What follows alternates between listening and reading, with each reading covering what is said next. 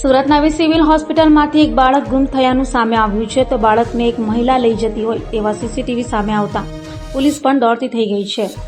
સુરત નવી સિવિલ હોસ્પિટલમાંથી 3 વર્ષનું બાળક ગુમ થતા પોલીસ દોડતી થઈ ગઈ હતી। ઘટનાની જાણ થતાં ડીસીપી, એસીપી અને ખડોદરા પોલીસનો સ્ટાફ હોસ્પિટલમાં દોડી આવ્યો હતો, જ્યાં સીસીટીવી કેમેરા ચેક કરતા એક મહિલા બાળકને લઈને હોસ્પિટલના મેઇન ગેટથી બહાર નીકળતી હોવાનું દેખાય છે। કેસરી રંગના ડ્રેસ પહેરેલી મહિલા બાળકને લઈ જતી સીસીટીવીમાં કેદ થઈ હતી।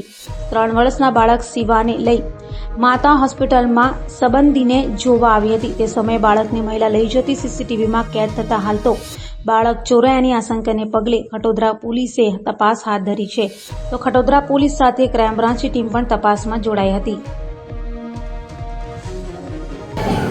તપાસ ચાલી રહી છે અને મેં પોતે જ એના માટે ડીસીપીને સૂચના આપી છે કે વધુ ટીમો લગાડીને બાળકને તાત્કાલિક શોધીને એના માતા પિતાને સુપ્રત કરવામાં આવે।